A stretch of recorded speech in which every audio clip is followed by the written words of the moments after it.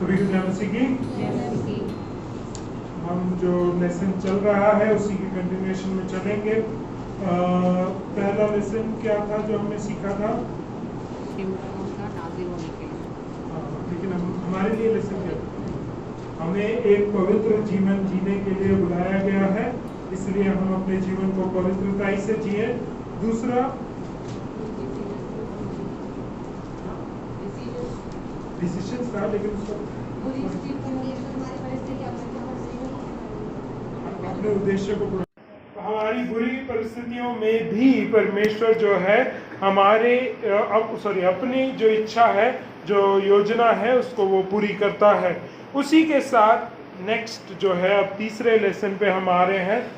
मैंने ये बोला था कुछ पॉइंट्स, मैंने जब पिछली बार जब मैं प्रचार कर रहा था तो उसमें से मैंने कुछ पॉइंट इस पॉइंट के बारे में भी मैंने बता दिया था, तो वही शेयर करते हुए मैं स्टार्ट करना चाहता हूँ कि तीसरा लेसन जो हम ले सकते हैं शिमशोन के जीवन से, वो ये है कि आप आज़ाद हैं कोई भी निर्णय लेने के लिए, लेकिन आप इस बात से आज़ाद नहीं है कि उनका क्या परिणाम निकलेगा।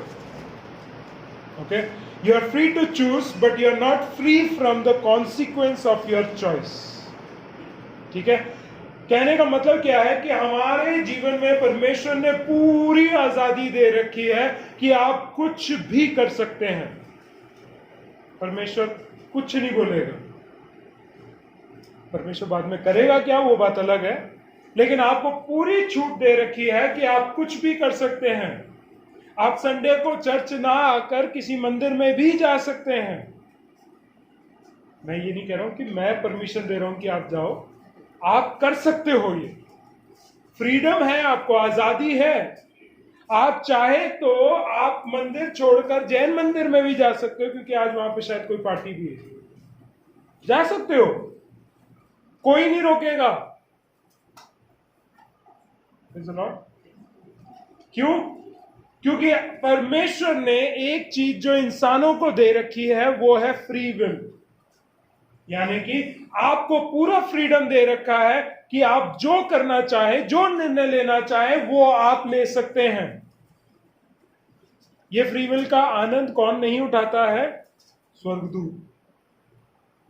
ये फ्री विल का आनंद कौन नहीं उठाता? बाकी जितने भी चीजें रचाई गई हैं वो नहीं आनंद उठा सकते, क्योंकि परमेश्वर ने सबको एक एक लॉ दे रखा है, एक एक कानून और एक एक नियम के अनुसार बांध रखा है कि वे लोग वही कार्य को कर सकते हैं और दूसरा कार्य नहीं कर सकते हैं। Praise the Lord। आज सारे सुस्त पड़े हैं, क्या हो गया है? पहला हफ्ता है मई का, 5वां महीना आ गया है, और पहले ही हफ्ते में अगर आप ऐसे हालत में हो, तो अभी तो साल के अभी 6 महीने और बाकी हैं, 7 महीने और बाकी हैं, तो उसको कैसे फॉलो करोगे? परमेश्वर हमें हर एक चीज में हमें एक आजादी देता है कि हम कुछ भी कर सकते हैं। जब आपको गुस्सा आता है तो आपको फ्रीडम है कि या तो आप बोल दो, मारो, या चुप हो जाओ, कुछ भी कर सकते हैं। लेकिन परमेश्वर ने आज्ञा क्या दे रखी है? जब तुम्हें क्रोध आए तो क्रोध तो करो, पर पाप मत करो। अब ये बोलने के बाद परमेश्वर ये नहीं कह रहा है कि ये ही करना है। अब आपके पास चॉइस क्या है कि आप ये कर भी सकते हैं कि मैं परमेश्वर की आज्ञा को पूरा करते हुए गुस्सा तो करूंगा, लेकिन गुस्से में पाप नहीं करूंगा। चॉइस आपके ऊपर है। या आप पूरा निर्णय ले सकते हैं कि मैं पूरा आज्ञा का उल्लंघन करूंगा, मैं क्रोध भी करूंगा, मैं मारूंगा भी, पाप भी करूंगा, सब कुछ करूंगा, गुस्से में बैठ भी जाऊंगा और ये भी बोलूंगा कि मैं सही हूं जो मैंने किया है।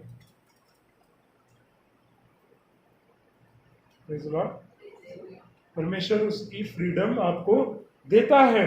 तो हमें यह समझना है कि जो भी कार्य हम करना चाहें, परमेश्वर उसकी पूरी आजादी देता है कि आप वो काम कर सकते हैं। लेकिन एक शर्त जो लगी पड़ी है वो ये है कि इसके पीछे, इसके बाद में जो भी निर्णय आप लेते हैं उसका एक परिणाम निकलता है, वो परिणाम से आप आजाद नहीं हैं। Praise the Lord. टेस्ट में आप कोई भी आंसर लिख सकते हैं। क्वेश्चन है, हु इज योर फादर?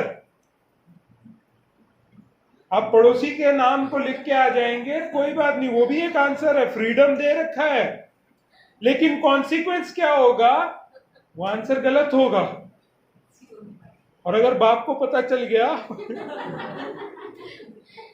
तो वो घर से बाहर भी निकाल देगा कि तू उसको बाप मानता ना, उसी के पास जाके रहेंगे। तो कहने का मतलब क्या है कि आपको फ्रीडम है कि आप कुछ भी आंसर लिख सकते हैं, लेकिन अगर आप गलत आंसर लिखेंगे, उसका परिणाम स्वरूप या फल स्वरूप आपके जीवन में जो कार्य होना है, उससे आप आजाद नहीं हो सकते हैं। Praise the Lord, praise the Lord. क्योंकि हर एक चॉइस का एक कॉन्सिक्वेंस है, हर एक निर्णय जो आप लेते हैं उसका एक परिणाम है। पापों की मजदूरी क्या है? पक्की बात है, वो सेट है। परमेश्वर अनुग्रहकारी है, परमेश्वर क्षमा करने वाला है, लेकिन अगर आपने पाप कर दिया है, वो न्यायाधीश भी है, न्यायी परमेश्वर है, सच्चा न्याय करता है, पक्षपाती नहीं है। वो ये नहीं देखेगा कि आपने 52 हफ्तों में से 50 हफ्ते कलीसिया में आया है, तो इसीलिए 50 गलतियों को मैं इसको छूट दे सकता हूं, डिस्काउंट प्राइस है। कुछ नहीं है। परमेश्वर आपके साथ वैसे ही बर्ताव करेगा जैसे कोई एक व्यक्ति जो कलीसिया में नहीं आता, परमेश्वर पे विश्वास नहीं करता, वैसा न्याय उनके साथ करेगा, वैसा ही न्याय हमारे साथ करेगा। Praise the Lord. आपने जरूर टीचर को सुना होगा, कई बार ऐसे लोगों के बीच में, या माँ बाप से भी सुना होगा, उस बच्चे को शायद नहीं पता है इसलिए ऐसा कर दिया, तो इसको एक बार माफ कर देते। सुना होगा या हमको खुद भी मिला होगा। लेकिन अगर आप जानते हो और फिर गलती करते हो तो माफी मिलती है। पक्की बात है ना? क्योंकि पापा ने अगर सेट कर दिया कि 5 बजे तक तुम्हें होमवर्क करना है, उसके बाद खेलने जाना है, पढ़ाई नहीं करी और खेलने पहले पहुंच गए, तो खेल की जगह से, पार्क से घर तक की यात्रा में पूरे जूते, लात, थप्पड़ सब कुछ मारते हुए वापस आएंगे। हमारे जीवन में, आत्मिक जीवन में भी हमें ऐसे ही जीना है कि हमें पता है कि हमारे जीवन में क्या सही होना चाहिए, क्या सही कार्य होना चाहिए, क्या सही बातें करना चाहिए, क्या सही तरीके से हमारे जीवन को चलाना चाहिए। उन बातों को जानने के बाद अगर आप गलत कर रहे हो तो दंड जरूर मिलेगा। अज्ञानता में हम बोलते हैं कि कई ऐसे नास्तिक लोग हैं जिन्होंने परमेश्वर के वचन को सुना नहीं है, जाना नहीं है, तो परमेश्वर कैसे उनका न्याय करेगा? तो परमेश्वर ने वचन में लिखा हुआ है रोमियो की पत्री में कि मैं उनके विवेक के अनुसार उनसे बदला लूंगा। क्यों? क्योंकि परमेश्वर ने हर एक इंसान के विवेक में अच्छी बातों को डाल के रखा हुआ है कि झूठ नहीं बोलना है, ईमानदारी से कार्य करना है, अच्छी बातों को सोचना है, व्यभिचार नहीं करना है, चोरी नहीं करना है, घात नहीं करना है। ये सारी बातें आपके विवेक में पहले से थी। मसीहत में आके हमारे पास 10 आज्ञाएं के रूप में हमारे सामने रख दी गई, या 2 आज्ञा के रूप में सामने रख दी गई। लेकिन पहले से ही अगर आप देखो, आप क्या अपने माँ बाप की आदर मान सम्मान नहीं करते थे? करते थे। बिना वचन को जानते भी हम वो बात को करते थे। क्या आपको कोई काम सौंपा जाए तो क्या आप उस काम को पूरा नहीं करते थे? करते थे, क्योंकि उसका परिणाम मिलता था, अच्छा परिणाम मिलता था, शाबाशी मिलती थी या रिन्यूमरेशन मिलता था, कुछ भी कार्य हो उसका कोई प्रतिफल मिलता था, इसलिए हम वो काम को पूरा करते थे। अब मान लो कि आपको एक बिजली, ये लाइट जलाना है, देवानंद भैया को सही तरीके से पता होगा कि अगर ये लाइट को डालना है तो ये लाइट सिर्फ खरीद के यहां लगा दो तो ये जलेगा? जलेगा? मैंने अच्छा वाला लाइट खरीदा है, जलेगा? जब तक उसको कनेक्शन नहीं दोगे, जब तक वो पूरे तरीके से सारे काम उसके जैसे तरीके से करना है वैसे नहीं करोगे, तब तक नहीं हो सकता है। 3 लाइन जाती हैं हर एक सॉकेट में से, कौन कौन सी होती है? Positive, negative, neutral. अगर मैं न्यूट्रल और पॉजिटिव में ज्वाइन करूं तो जलेगा? आपको नहीं पता? अच्छा ठीक है। अगर न्यूट्रल जो होता है यानी कि आपका अर्थ वाला लाइन है उसमें, और अगर किसी पॉजिटिव में लगा दिए तो भी नहीं जलेगा। पॉजिटिव और नेगेटिव का ज्वाइन होना जरूरी है, तभी जाके वो कार्य या ज्योति देगा। और न्यूट्रल वहां पे है इसलिए अगर कोई एकदम से ब्लास्ट हो जाए या ज्यादा वोल्टेज आ जाए या ज्यादा लोड आ जाए तो वो न्यूट्रल जो है वो आपके एक्सेस जो वोल्टेज है उसको वो कम कर देता है और न्यूट्रलाइज कर देता है, इसलिए उसको न्यूट्रल बोलते हैं। ठीक है। अब ये जो कार्य है, अगर जब तक हम जिस तरीके से उसको करना चाहिए तब तक हम उसका जो परिणाम है, जो अच्छा रिजल्ट निकलना चाहिए, इस केस में रोशनी आनी चाहिए, वो तब तक नहीं आएगा जब तक उसको सही तरीके से नहीं करोगे। हम सबका जीवन इसलिए बनाया गया है कि हम परमेश्वर के साथ संगति रखते हुए उसकी प्रशंसा, उसकी आराधना, उसकी महिमा कर सकें। ये काम तभी हो सकता है जब तक आप सही परमेश्वर को ना पहचान लो, सही परमेश्वर के साथ ना जुड़ जाओ और सही रीति से उनकी सारी बातों के अनुसार ना चले, तब तक वो कार्य पूरा नहीं हो सकता है। फिर आप चाहे कितना भी अपने मन को बोले कि सारे धर्म एक ही बात को सिखाते हैं, मैं उस धर्म में रह के भी उद्धार पा सकता हूं, तो नहीं पा सकते, क्योंकि उद्धार के लिए एक ही मार्ग है और वो है यीशु मसीह। अब ये सारी बातें जो मैंने अभी तक कही हैं वो सिर्फ अभी हमारे सही तरीके से कार्य करने के ऊपर है।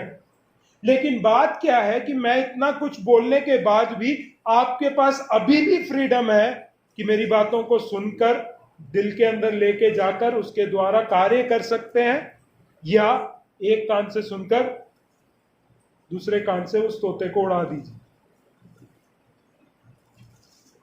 चॉइस आपके पास है और मैं वो चॉइस आपसे ले भी नहीं सकता। मैं ये डंडा या तलवार या बंदूक लेकर नहीं खड़ा हूं कि ये आपको मानना ही है ना। आपको जो काम सौंपा जा रहा है वो आपके ऊपर एक ऐसे चुनाव के समान आपके सामने रखा जा रहा है कि आप कर भी सकते हैं या नहीं भी कर सकते। लेकिन मैं आपके सामने ये बताना चाहता हूं, करोगे तो ये फायदा है, नहीं करोगे तो ये नुकसान है। अब आपको जो करना है वो आप कर सकते हैं। ठीक है। तो यहां पे शिमशोन के जीवन में भी जब हम देखते हैं 16 का 30 पढ़ेंगे हम, न्यायों की किताब 16वां अध्याय उसका 30 वाक्य।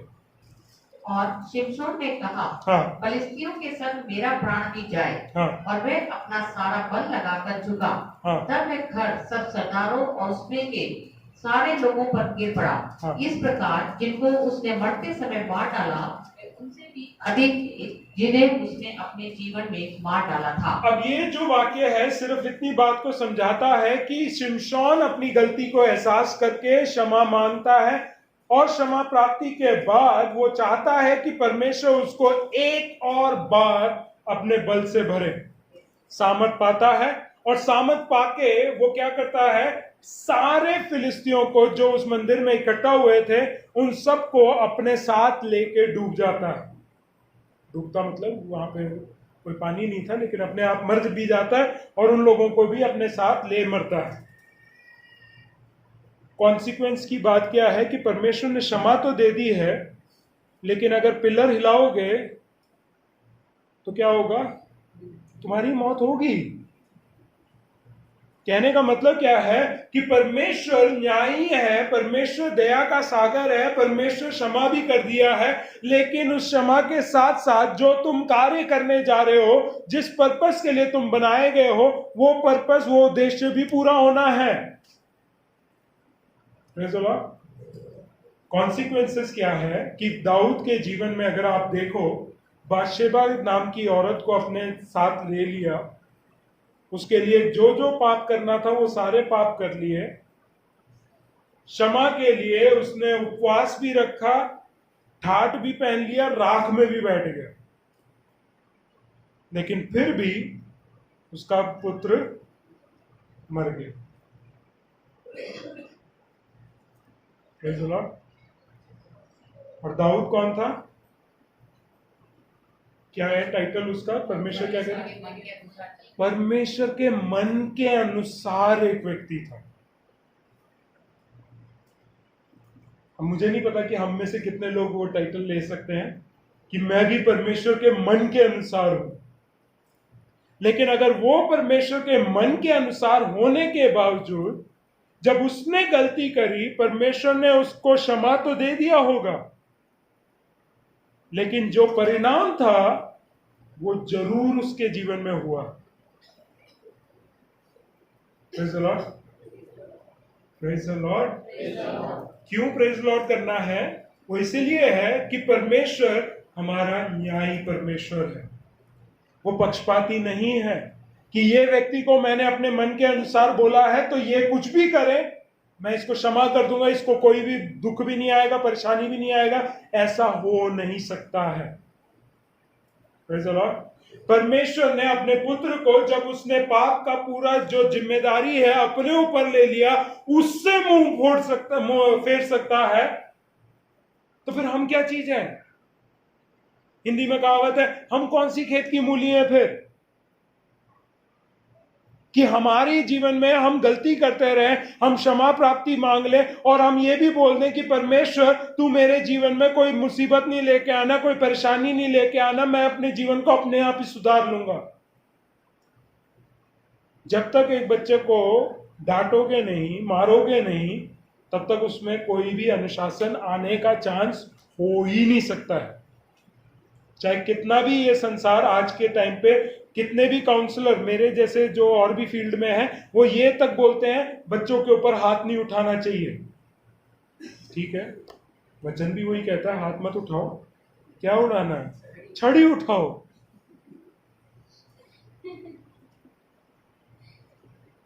सही में मैं भी वही उसी स्टैंड में हूं कि हाथ नहीं उठाना चाहिए, छड़ी उठाओ। सर पे नहीं मारना चाहिए। मैं भी सही बोलता हूं कि सर पे नहीं मारना चाहिए, सीधा उसके पिछाड़े पे मारो। मैं बचपन में हाना को मैं और मेरी बीवी दोनों ही बोलते थे कि अगर उसको मारना है हम मार मार के तेरी कुंडी 4 कर देंगे। कहने का मतलब ये 2 है, वो 4 हो जाएंगे, इतना मारेंगे हम। मारा नहीं है, लेकिन उसके दिमाग में ऐसा बिठा दिया कि गलती का परिणाम क्या होगा कि उसको मार पड़ सकती है। जब वो गलती करती है, वो मेरे एक ऊंचे आवाज से हानू बुलाने में ही वो सहम जाती है या आंख दिखाने में ही खत्म हो जाती है। वो क्यों है? क्योंकि उसको पता है कि मैं अगर गलत कर रही हूं और करती रहूंगी तो मेरे को अनुशासन मिलेगा। और अनुशासन बुरी चीज नहीं है, क्योंकि हम सबसे ज्यादा यही सोचते हैं, मुझे डांटते रहते हैं, मुझे बोलते रहते हैं, मेरे को ही दिखता है, बाकी किसी का कुछ नहीं दिखता, मुझे ही बोलते रहते हैं, बस मेरे पीछे हाथ धो के पड़े गए। तो मैं ये समझाना चाहता हूं, अगर आपके पीछे कोई अगर हाथ धो के पड़ा है और आपको सुधारने की ठान ली है, वो इसलिए है कि वो आपसे घृणा नहीं करता है पर आपसे प्रेम करता है। आप ये डरना तब जरूरी है कि आपको कोई डांट नहीं पड़ रही है। गलत काम करने के बाद भी आपको अगर कोई डांट नहीं रहा है, तब आपको ज्यादा डरने की जरूरत है। आपको ये नहीं सोचना कि ओहो अच्छा कितनी शांति की जीवन है, मेरे को कोई समझाने वाला नहीं है, कोई डराने वाला नहीं है, डांटने वाला नहीं है, मैं जो चाहे कर सकता हूं और मेरी जिंदगी सफल हो जाएगी। नहीं नहीं नहीं, जो आप अपनी मर्जी के हिसाब से करते जाओगे और कोई डांटने वाला नहीं होगा, आप गलत राह में चले जाओगे, गलत संगतियों में पहुंच जाओगे और गलत परिणाम निकल जाएगा आपके जीवन में। वो ज्यादा खतरनाक है।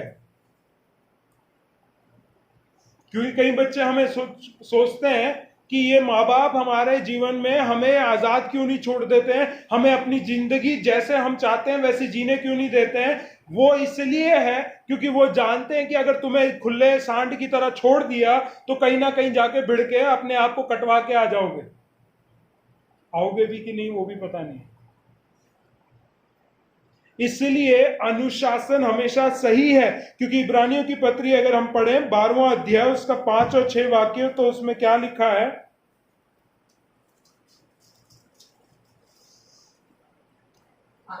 और तुम उस उपदेश को जो तुमको पुत्रों के समान दिया जाता है भूल गए हो।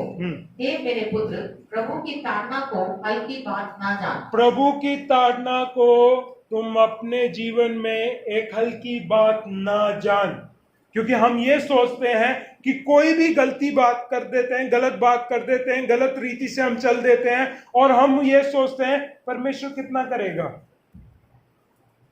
बस उसके लिए क्यों डरना है। लेकिन आप ये सोचिए कि अगर आप परमेश्वर के वचन में चलते नहीं हैं, तो परमेश्वर का वचन इस तरीके से भी कहता है, जिसने परमेश्वर के मेज को और उसके उद्धार को चख लिया है, अगर उसने गलत कर दिया है तो उसने क्या किया है, मसीह के मृत्यु को अपने पैरों तले रौंद दिया है, और रौंदने वाला व्यक्ति को फिर उद्धार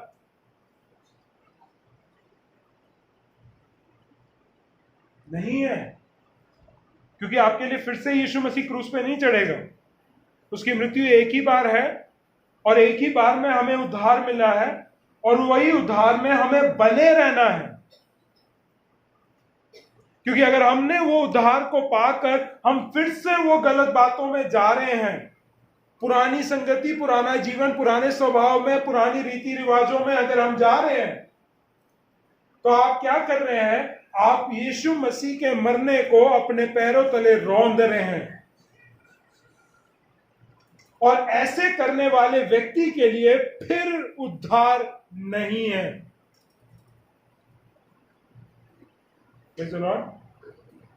ये ताड़ना बहुत भारी पड़ सकती है हमारे ऊपर,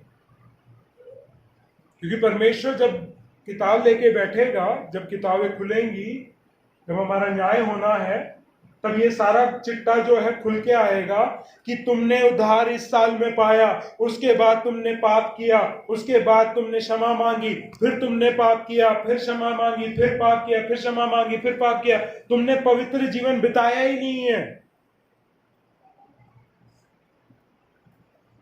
डैडी एग्जाम्पल को अच्छे से समझाते थे, लेकिन मैं ये विश्वास नहीं करता हूं कि वहां पे कोई भी चीज विनाश वाली है। लेकिन फिर भी एक एग्जाम्पल के लिए, ये पेपर पे मैंने आपका नाम लिख दिया पेंसिल से, फिर आपने गलती करी, मिटा दिया, फिर सही हो गए, फिर नाम लिख दिया, फिर मिटा दिया गलती करने पे, फिर जब सही हो गए फिर सही लिख दिया।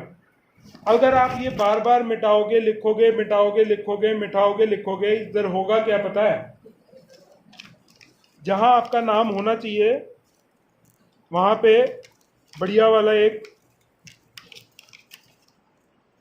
छेद हो जाएगा। अब उसके बाद आप क्षमा मांगोगे, परमेश्वर क्षमा कर देगा, लेकिन नाम लिखने की बारी में सोचेगा भाई लिखूं कहां।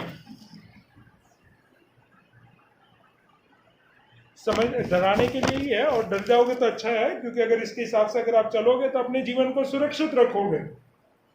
क्योंकि हम ज्यादातर उस अनुग्रह का नाजायज फायदा उठाते जाते हैं कि परमेश्वर अनुग्रहकारी अनुग्रहकारी अनुग्रहकारी है, बहुत अच्छी बात है, ये समझ के आप अपना जीवन चला लो। लेकिन जब वो दूसरी बार आ रहा है, वो अनुग्रहकारी बन के नहीं आ रहा है। ये बात को समझ के रख लो, दूसरी बार वो दया का सागर बन के नहीं आ रहा है, वो घोड़े पे सवार होकर तलवार लिए हुए आ रहा है। क्या करने के लिए? भेड़ बकरियों में से अपनी भेड़ों को, इस बात को समझ लीजिए कि अगर आप भेड़ की तरह अपने जीवन को नहीं चला रहे हैं, पवित्रता में नहीं रख रहे हैं, ये सब कुछ सीखने और जानने के बाद आपका कोई उद्धार नहीं। लेकिन फ्रीडम ऑफ विल आपके पास है, आजादी है कि आपको क्या करना है, क्या नहीं करना है। आपके पास पूरी आजादी परमेश्वर ने दे रखा है, और अनुग्रह के समय में पूरा फ्रीडम दे रखा है कि आप कुछ भी कर सकते हैं। लेकिन निर्णय आप ले रहे हैं, और आपको यह पता होना चाहिए कि आपके निर्णय का एक परिणाम होगा। एग्जाम्पल के लिए मैं ये समझाना चाहता हूं कि आपने किसी एक व्यक्ति के साथ गलत किया, ठीक है, आपने परमेश्वर से क्षमा मांग ली, क्षमा मिल गई, क्योंकि परमेश्वर ने कहा है कि अगर तुम पश्चाताप करो और अपने पापों को अंगीकार करो तो मैं विश्वास योग्य हूं और मैं तुम्हारे पापों को क्षमा कर दूंगा। ठीक है, क्षमा हो गए, लेकिन परिणाम फिर भी आएगा। एग्जाम्पल के साथ समझाता हूँ। मैं पहले जब पढ़ता था तो होली एंजल्स में पढ़ता था। वहाँ पे 5th क्लास में या 6th क्लास में सोशल स्टडीज की एक टीचर हुआ करती थी। उनका नाम मैं आज तक याद करता हूँ, मिसेस एग्नेस। ठीक है, खतरनाक नाम है ना? और वैसी खतरनाक थी। तो अगर होमवर्क करके नहीं आओ ना, तो जो ये कान का ये वाला हिस्सा है ना, ये सॉफ्ट सॉफ्ट प्यारा प्यारा सा लटक रहा है, बड़ा नादान है, कमजोर है, इसी को पकड़ के वो मसल देती थी। और ऐसे मसलती थी कि 3-4 पीरियड तक ये ऐसे भबक भबक के ऐसे हिलता रहता था। मुझे लिटरली फील होता था कि खून जा रहा है इसके अंदर। इतनी आवाज कि कान में कुछ और सुनाई दे ना दे, इसकी आवाज बड़े डुगडुग डुगडुग डुगडुग डुगडुग, यहाँ पे खून बड़ी तेजी से आ रहा है। और जितने लोग देखेंगे, 4 पीरियड तक आना जाना तो रहेगा लोगों का, बाहर हम जा रहे हैं, मिल रहे हैं, किसी से भी, दोस्त से भी मिल रहे हैं, तो देखते ही, कान देखते ही, आज एग्नेस ने तेरे लाल कर दिए ना, तो उनको भी पता है। लेकिन बात क्या है कि मैंने अपने हृदय में उन बातों को सही कर दिया होगा, जो गलती थी वो सही कर दिया होगा, लेकिन मेरा उन टीचर के प्रति जो व्यू था वो सही नहीं रहा। वो सब्जेक्ट के प्रति शायद मेरे को पहले प्रेम था, लेकिन उस टीचर के वजह से कूड़े में डाल दिया। अगर मैं यही समझाना चाहता हूं कि हम अपने बच्चों को भी जब डिसिप्लिन करते हैं, डिसिप्लिन करने के बाद एकदम तो नहीं, लेकिन ये मेक श्योर करो कि रात को सोने से पहले उनको प्यार भी करो, क्योंकि मार से वो घृणा लेके आ जाएगा और आगे को आपकी बातों को नहीं मानेगा। लेकिन किस बात के लिए उसको मारा गया है, अगर आप प्यार से उसको बाद में समझाएंगे तो वो सुधर जाएगा और घृणा नहीं रखेगा आपके प्रति। क्योंकि मैं जानता हूं कि मैं अपने बच्चों के सामने, हमारे स्कूल में रूल है कि बच्चों को मारना नहीं है, लेकिन कुछ हैं जिन्हें हिंदी में कहते हैं कि लातों के भूत नहीं मानते। कितना भी प्यार कर लो, सर झुका लो, उनके सामने शीश नवा लो, तब भी वो नहीं मानने को तैयार होते। तो ऐसे को क्या करना चाहिए, क्योंकि ये लोग है ना, 1 ही या 2 जने होंगे क्लास में, ठीक है, और ये 1-2 जनों को जो ये साहस देख के है ना, बाकी भी फुदकने लगते हैं। ओके, जब अगर मैं बच्चों की भाषा में बोलूं, उनके भी पर निकलने लगते हैं, वो खोल खोल के दिखाने लगते हैं। उड़ते नहीं है, उड़ने वाले ये 2 ही हैं। तो उनमें से एक को पकड़ लो, एक को सही दे दो, क्लास की शुरुआत में पकड़ के एकदम से दे दो, बाकी पूरी क्लास ना एकदम से शांत हो जाएगी। और ज्यादातर मेरे साथ क्या है कि मैं बहुत शांत रहने वाले से हंसमुख हूँ, बहुत ज्यादा कूल रहने वाला, मतलब सब कुछ आसानी से समझा के करने वालों में से मैं विश्वास रखता हूँ। लेकिन जब ऐसे आ जाते हैं और उनको मैं गुस्सा दिखा देता हूँ, तो बाकी जो है क्लास में वो लोग आके पूछते हैं, सर मैंने आपको कभी भी गुस्से में नहीं देखा था, आज देख लिया? मैंने हाँ देख लिया। आगे से मैं ऐसा कोई काम ही नहीं करूंगा कि आपका गुस्सा मेरे ऊपर आ जाए। क्योंकि मैंने एक बच्चे को बहुत गुस्सा किया, यहां तक कि मैंने उसका गला पकड़ के उसको दीवार पे खड़ा कर दिया, बोल दिया अब अगर तू हिल गया तू मेरे को देख लेगा कि मेरा हाथ कैसे चलेगा। और जो पकड़ा हुआ था वो मेरे बल को समझ रहा था कि मेरे हाथ में कितनी जान है। लेकिन वो पीरियड खत्म हुआ, दूसरे पीरियड में, मतलब उसका सब्स्टिट्यूशन था, उसको मैंने क्लास से बाहर बुलाया और मैंने पूरी बात समझाई, मैंने क्यों गुस्सा दिखाया, क्या कारण था मेरे गुस्से का, और अगर तू मेरे उस गुस्से को नहीं देखना चाहता है तो तुझे ये काम अपने क्लास में करना है। अगले ही दिन मेरा उसके साथ क्लास था।